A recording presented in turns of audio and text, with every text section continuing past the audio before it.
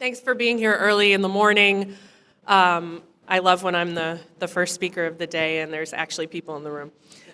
And it's such a beautiful morning. I'm really happy to be here despite all my complaining about getting here. So I was asked to just give a really basic legal background to kind of ground us in the legal framework of what we mean and what courts mean when we're talking about religious rights and people's right to free exercise of their religion. And I was talking with a friend of mine about speaking at this convention, and she's a resident physician back in Wisconsin at UW. She was working a rotation at the Children's Hospital, and she was reminded of a story. We have a reasonably sizable Amish community in western Wisconsin, and they had a 10-month-old kid come into American Family Children's Hospital who, his story was that he had a seizure the night before that lasted about 10 minutes, and then it stopped, and so they didn't seek medical care at that time, but the next morning he started having another seizure that didn't stop, and so the family took him to the nearest medical clinic that the community had a relationship with, which was 3 hours by buggy away from the community. Found out there that he had meningitis, which is an infection around the brain, and the type that he had was caused by strep pneumonia, which is just a bacterial infection that often in kids causes or can cause meningitis, which is why we have a vaccination against it, and most kids get it as a matter of routine vaccines. And so she was just, my physician friend, telling me this story of sort of everyone in the children's hospital setting trying to really negotiate around, the effort to negotiate with the religious community leaders to maybe convince them to vaccinate the other children in their community against strep pneumonia, and also dealing with sending this kiddo home earlier than they normally would, a kid in that serious of a situation because of the community's desire to, provide care within their community. And the give and take that they're having to do to kind of preserve the therapeutic relationship with the community, but thinking about what's better for the patient or the child. And it was just a really interesting and timely story that I thought really kind of illustrated that there's so much tension between the rights of individuals in a religious community, the rights of religious parents, the rights of religious groups, where in that spectrum are the rights of individual children or people who can't give consent, and then what's the government action on the other side that is burdening or competing with those interests. And so again, I have been asked to just kind of ground us in free exercise rights for the day. What do free exercise rights mean? In our legal culture, and what's the history of how our courts have resolved the tension between religious rights of individuals and groups and the competing interests, which can be the rights of other individuals or just the interests of society at large or government interests. So I have 30 minutes this morning to speak. I'm going to try to give a really kind of basic and quick overview, and I'd like to leave time for Q&A. Those of you that rode here with me in the van this morning know that I really enjoy Q&A and a conversation and figuring out where you guys are at. So let us talk about the obvious, which is where do our religious rights come from when people are saying, it's my religious liberty, obviously, or maybe not obviously. They come from the U.S. Constitution. The First Amendment is where we have the only mention of individual religious rights.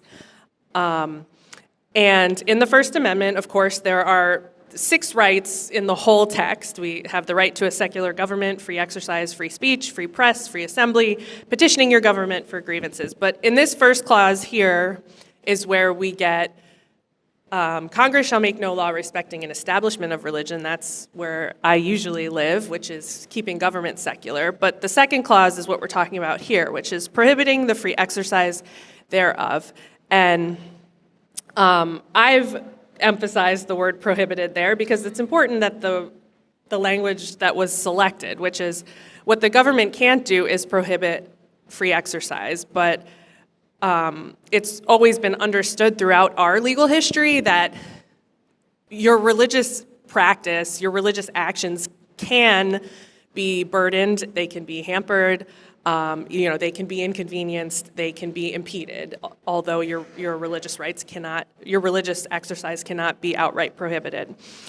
And so some of the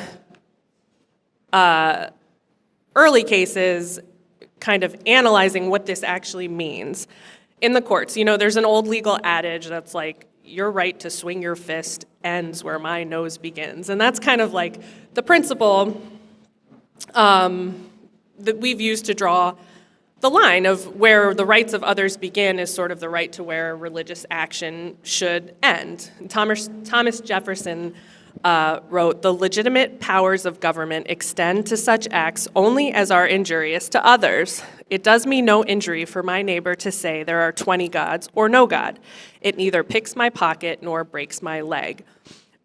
So if we have the absolute right of belief, freedom of thought in our Constitution, but if religion mandates, picking a pocket or breaking a leg or taking some sort of action that's injurious to others, it's been always understood that comes under the purview of our secular law. No matter how fervent your belief, that shouldn't give you a right to infringe the rights of others. And so when we're talking about this, here's where, oh, gosh. Excuse me. Okay. Got a heel in the deck. That's my divine punishment for putting case law on the screen. Right. So. Just getting a little bit technical because the lawyer and me couldn't leave case names off of here, but the case names aren't important. What I really just want to kind of give is a little bit of an overview of kind of what's the timeline looked like when the Supreme Court has considered this issue. So it actually starts back a little farther back than this sort of timeline suggests. The Supreme Court, almost 150 years ago, in a case called Reynolds versus the U.S., and I think it was like 1879 or so, it was a case challenging the ban on polygamy. And the court used the really obvious example, but it bears repeating, which is human sacrifice. Obviously, religion, ubiquitous in the Bible and other religions, is human sacrifice as a religious ritual. But obviously, human sacrifices would not be tolerated by our secular laws. People who hear God ordering them to kill someone else or sacrifice their children obviously don't have the religious right to ignore criminal laws. So the Supreme Court said that in 1879 and then kind of followed that principle in 1905. Jacobson was a case where the court said, there's no constitutional right to be exempted from mandatory vaccination schemes. Of course, states have adopted statutory exemptions to vaccination schemes. However, that's not a constitutional right, said the U.S. Supreme Court. In the 40s, there were a couple cases that followed along this line with regard to a religious right to be exempt from child labor laws, the Mann Act, which had to do with trafficking of females across state lines for immoral purposes, polygamy and prostitution. And then in 1963, Sherbert is a relatively notable case because it's a time when the court sort of somewhat formalizes this idea that the constitutional framework of analysis, that if a law or a government action burdens religion, right, you undertake that analysis. And if the court says, okay, this law is burdening your religion, then the analysis shifts to the government to show, okay, does the government have a compelling interest in enforcing this law? And if so, is the law narrowly tailored to achieve that valid, compelling interest? And then you saw the court apply that in 1972 in the Yoder case, basically still following that constitutional framework, but finding that the government, yes, has a compelling interest in compulsory education to the age of 16. That was a case where the state of Wisconsin, and we'll be hearing about this from different lenses later on in the day, but a case where the state of Wisconsin, which at the time provided for mandated compulsory school attendance up to the age of 16, the Amish community in Wisconsin, who voluntarily acquiesced to that law up to the 8th grade, but then at that point wanted to remove their children from public school and just, educate them in the Amish agrarian tradition, meaning they would not get that, age 15 and 16 education. And the court in that case basically said, yes, the government has a compelling interest in public education and mandating it. However, the government's interest in those extra 2 years, or 1 or 2 years in this case, of education just doesn't outweigh the fundamental right of the Amish parents to educate their kids in their religious upbringing for those 2 years that the court thought were really critical years in basically indoctrinating children into the Amish adult way of life, and also years that were very, there's a lot of sort of idealizing of Amish culture, and also sort of really buying into the corrupting influence of high school in that case. But the point is that the court applied that framework and found, here's a religious right that is so fundamental and essential to the Amish faith and these Amish parents that we're going to say it's not outweighed by Wisconsin's interest in public education for 2 more years. So this I didn't put in my timeline because I thought of it after I made that slide, and I'm getting old and not good with PowerPoint. However, I do want to point these 2 cases out because they're really interesting, especially through the lens of civil rights, which is kind of where a lot of this battle is taking place today. And Newman versus Piggy Park was the case in the 60s. And there was another case in 1983 that was in a similar vein. And so these involved the application, the Piggy Park case. Piggy Park was a barbecue joint in South Carolina. The owner, Maurice Bessinger, refused to let a minister's wife enter his barbecue restaurant because she was black. And that violated the Civil Rights Act of 1964.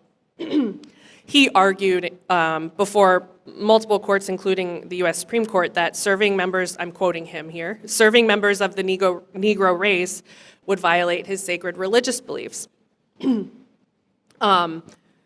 He sort of argued against the validity of the Civil Rights Act in general and as applied to him as interfering with the free exercise of his religion. And it's interesting that the Supreme Court wrote, I'm quoting here, "This is not even a borderline case," and they dismissed this argument in a footnote, which is sort of like Supreme Court shade for your argument, is like, we're going to footnote this here and say this argument, the free exercise argument against enforcement here, is patently frivolous. Those were the words of the Supreme Court in 1968. No court involved in this case countenanced the religiously motivated discrimination argument. And I think that's really interesting because we're, of course, seeing a resurgence of these arguments with regard to applying civil rights acts and anti-discrimination laws against businesses that wish to discriminate, but now against LGBTQ people. This case is completely analogous to that, but it's inevitable. So in 1983, a similar thing happened to Bob Jones University, who wanted to discriminate, who wanted to receive federal funding despite their discriminatory admissions policy, or discriminatory or they had anti-miscegenation policies, interracial marriage and cohabitation policies, or something like that.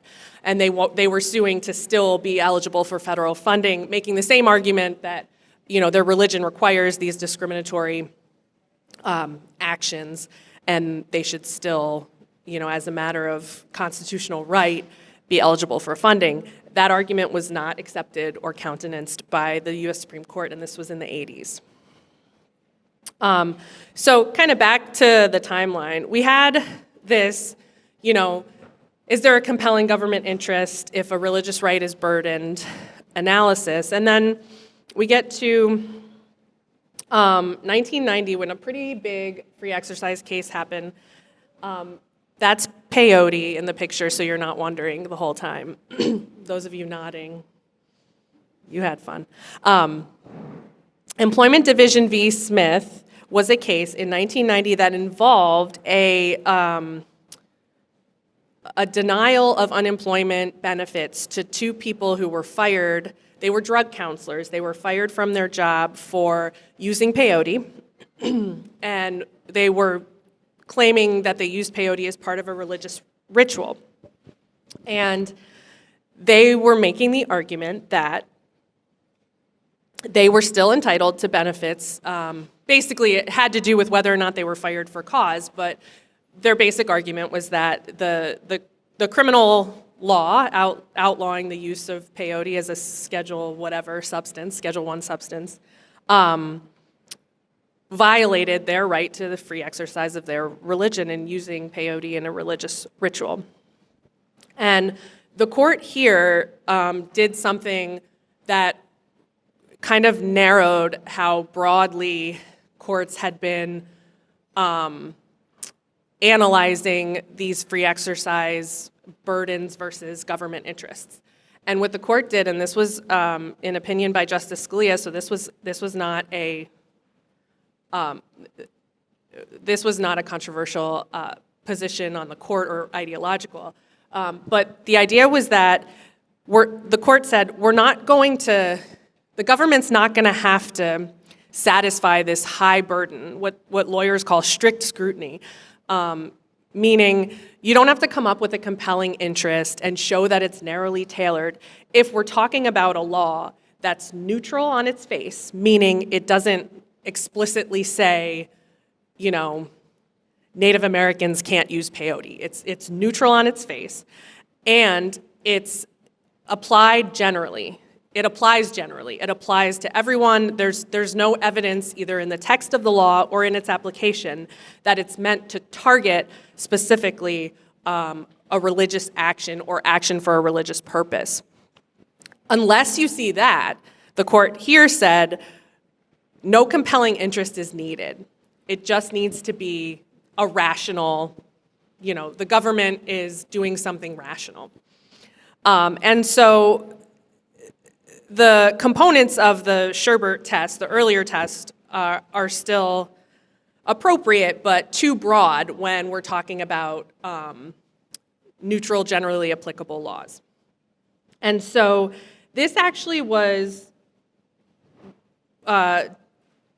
decided 6-3, like I said, not super divisive, but it was thought of as controversial after the court came down with it. Scalia sort of positioned this as like, this is not a change in the law. This is what we've always done. He said the only decisions in which we've held that the First Amendment bars application of a neutral, generally applicable law to religiously motivated action have involved not only the Free Exercise Clause, but some other fundamental constitutional right. And in general, we don't exempt religiously motivated action from our neutral laws. So this to me is a good workable framework. This caused a lot of outrage and sort of a battle cry for a return to a pre-Smith world of free exercise rights. So I just want to talk a little bit about some of the things that I mean when I say compelling government interest, because that's a legal term of art. But the things that we're talking about here are things like in the Yoder case, the government's interest was obviously the education of all of its youth, a really important, universally recognized, compelling government interest. Protecting children from neglect and abuse. That would be the government interest that I think is very compelling, that undergirds laws that criminalize child neglect and criminalize child abuse. So we have seen free exercise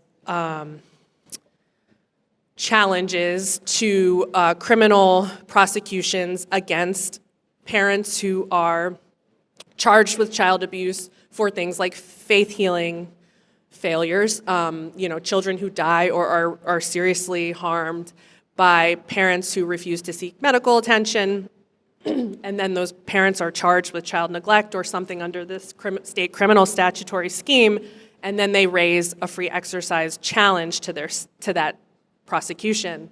The government's compelling interest that they need to show is compelling and narrowly tailored to achieve the result would be protecting children from neglect and abuse. I mean, these are not, these are things that are inherent already in government action. Usually, we're not talking about arbitrary government action. We're talking about, universally agreed upon interests that the government has when it's making its laws. Preventing dignitary harm is a really important one that I think people maybe undervalue, especially now that we're seeing a resurgence in free exercise, cries against anti-discrimination laws.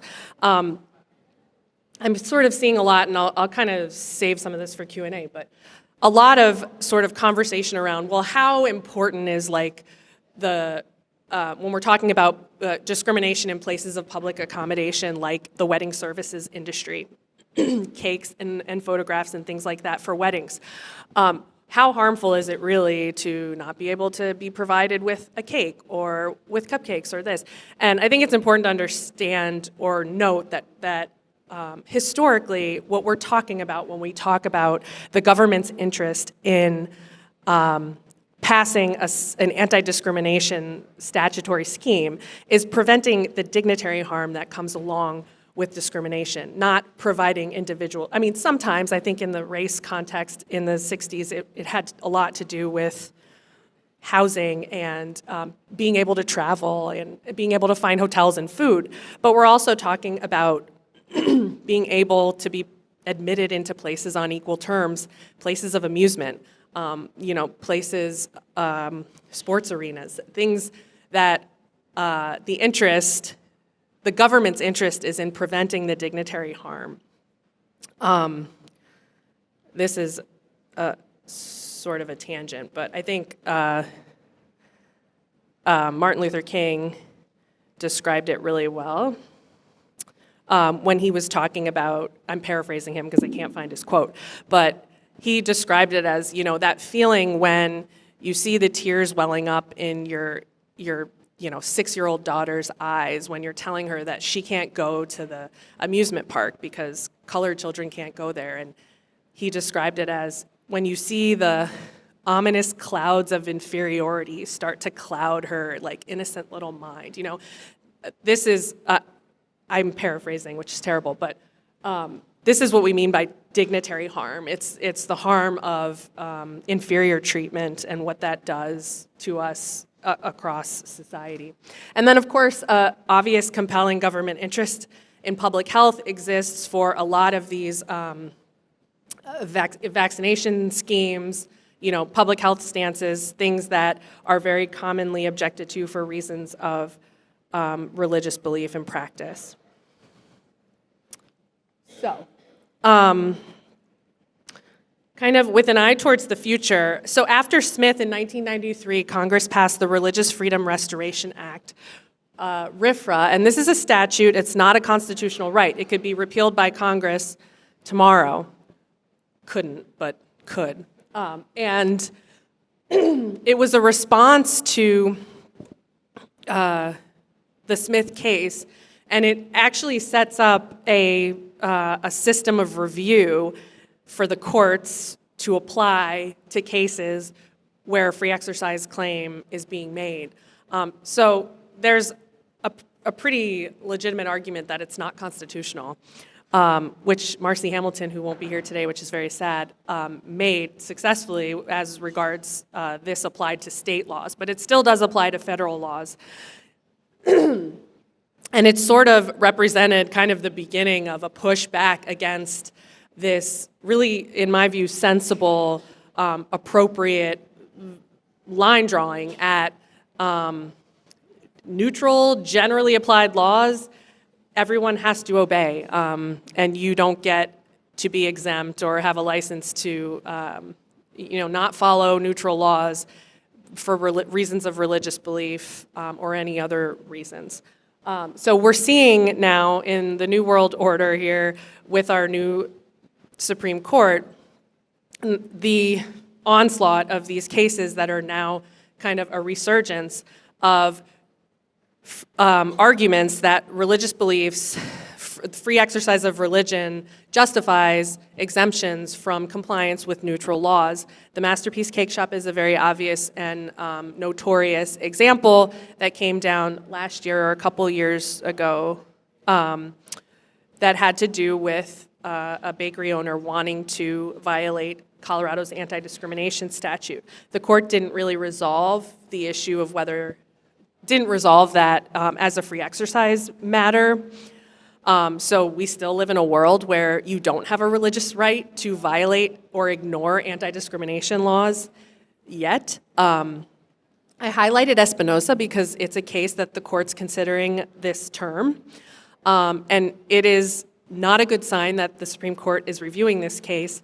It's a case where religious schools in Montana are making a free exercise argument that the state of Montana is required to provide them with public funds on the same terms as public schools as a matter of constitutional right.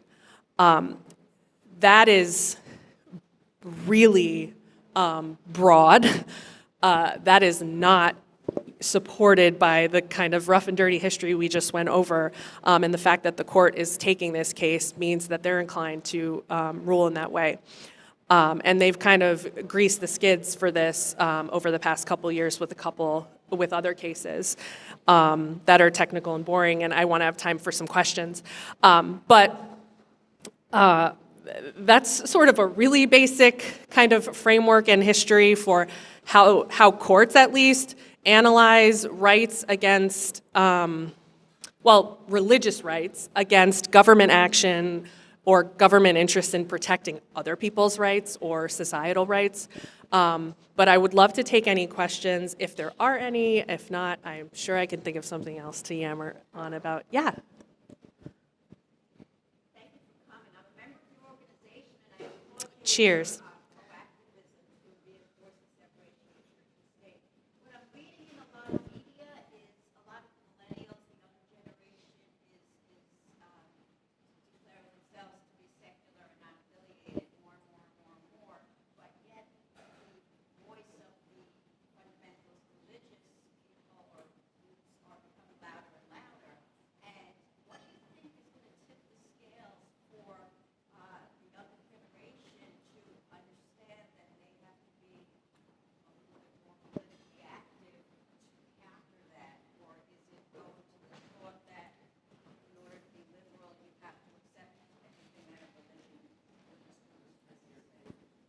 So that was a good question, and if you couldn't hear, the gist is we're seeing demographic change in.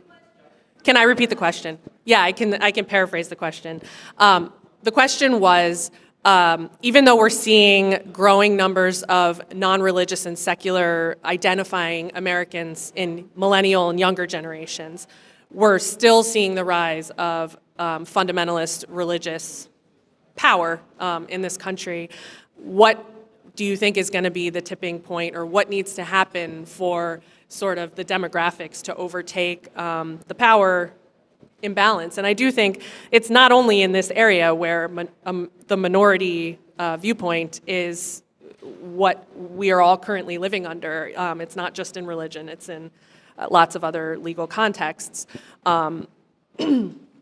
But we are heartened by the demographics. There was just another survey showing, again, another uptick in millennials identifying as having no religion at all. You're right, there's a little bit of a conflict between, of course, millennials are a much more tolerant and accepting generation, and sometimes that maybe goes towards a tolerance of religion and government, although I do think that millennials understand that religion and dogma are polluting not only religion clause issues, but lots of things that are really important to that demographic, like climate change.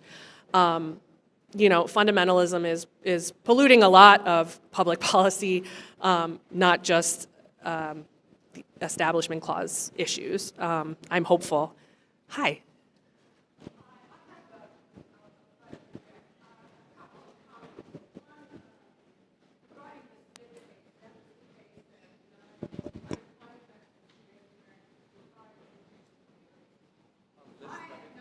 Let me bring a mic to you. Yeah.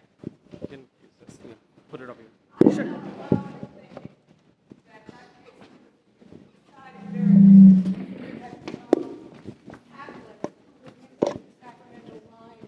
In a dry state. That was a case that was, I think, based as much on discrimination against a religious practice that was not mainstream, that was not widely respected.